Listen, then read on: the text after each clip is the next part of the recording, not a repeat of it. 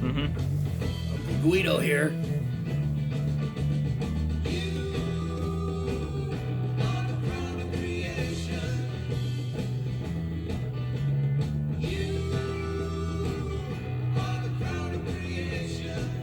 All right, y'all. Uncle Guido here. Just making a little point that I want to get to y'all. You are the crown of creation. What does that mean?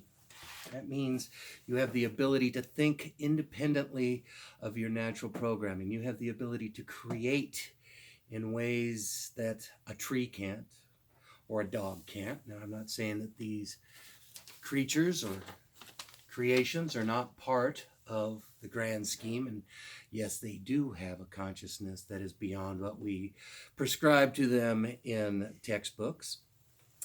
But old Uncle Guido's here to gently usher you in to a new realm of thinking, to a bigger and broader bandwidth of perceptibility and relationship to you in this creation and you being the crown of creation.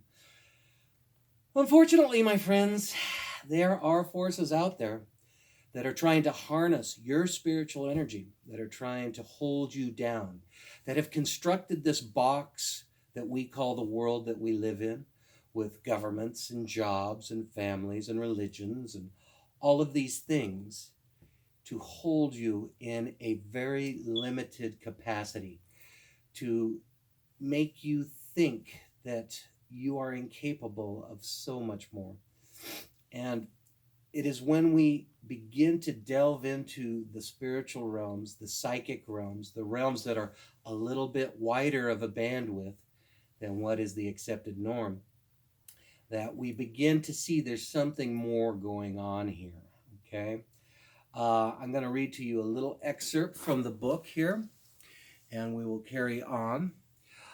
This is the warning to the reader. And so all of my classes, all of my teachings, all of my books, all my writings are for those who question their reality, who don't quite buy the story they were handed, who feel deep in their hearts a pain that there is something more to the story, something missing, something that you are deliberately not being told. Well, Uncle Guido's here to pull back that veil and start telling the tale. Now, what your job is to take what I throw your way and investigate and mill it over, gnaw on it a little bit, see where it sits with you on an inward intuitive level, and then build upon that. My search for the truth has been an outer quest for knowledge. I looked everywhere, libraries, books, gurus, you name it. The bits and pieces of my philosophical cosmology have been stolen from many sources to fit my present resonant and ever-expanding ideology. What I have disturbingly come to find out is that there are two completely and diametrically opposed versions of reality going on right here. And we don't know it because we are so locked into the world, the set of agreements that they have handed for us, have carefully constructed for us. And so what I'm asking you to do is to put all of your precious beliefs kind of over here on this shelf and suspend them for a minute and look at some of these ideas I'm going to flap you upside the head with, okay? You don't have to accept them. You don't have to believe me. You can say I'm full of shit. I don't care. But I want you to digest this a little bit and mull it over. When we look at these two worlds, we have two. We have nature and God's world, and then we have man's world.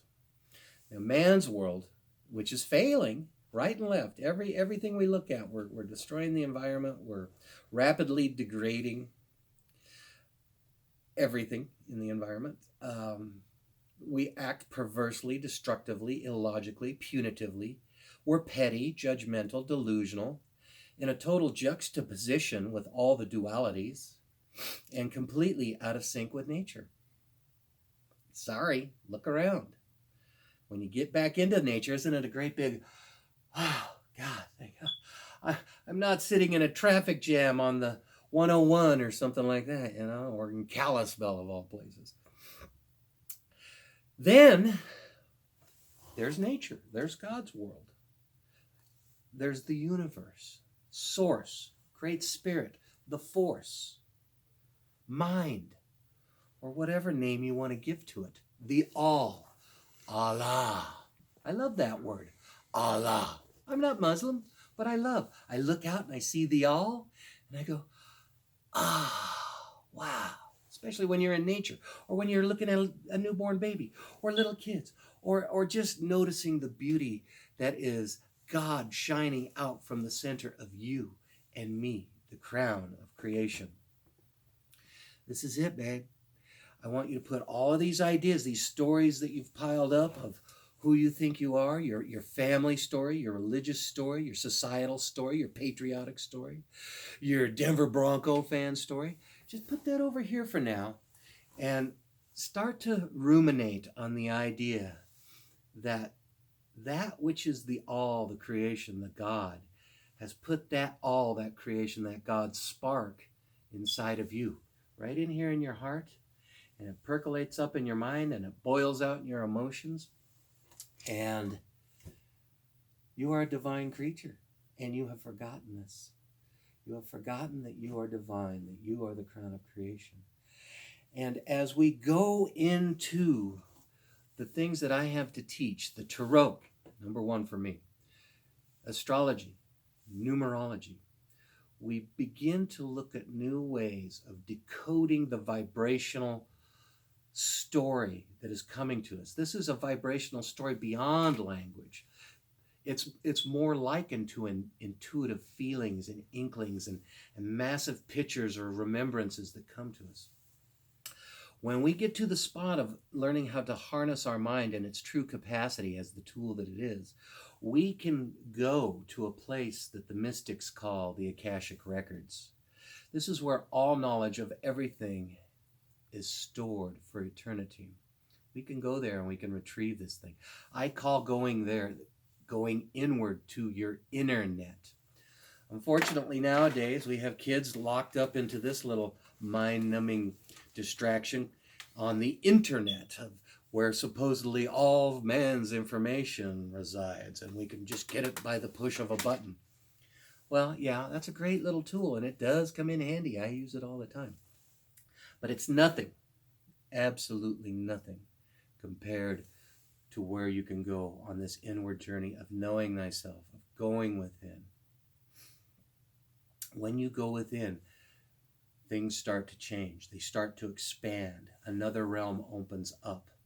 We can view these realms when we do things like ayahuasca or mushrooms or LSD, but that's just a temporary little peek of the door opening up for you. I'm training you how to be able to access these realms under your own auspices, under your own power. It's not an easy batch of lessons that I have for you. It requires dedication, and there's tremendous amounts of knowledge that have to be digested and ruminated and see how they fit in your own personal belief structure and cosmology. There are so many things that I was so adamantly against when I started out on this path on 1987. And I thought, no way, ain't gonna happen. It's just not that way. This is evil. This is, wrong. And so my judgments and my perceived, belief structure that I'd, pick and chose from, the Catholics and my family and where I grew up and all this stuff got in the way. I'm asking you to have an open mind. Open minds are like parachutes, according to Frank Zappa. They only work when they're open. Okay? So have an open mind. We're going to start laying out some of the basic ideas behind Tarot, astrology, and numerology. And we are going to be working on your tan, your spiritual tan. This light of information is going to give you a suntan. It's going to open your own aura. It's going to open your heart. It's going to allow you to begin to peek into the realm where only trained shamans can go. We have to take baby steps in getting you there. And 5 seconds, Uncle Guido over and out. Okay.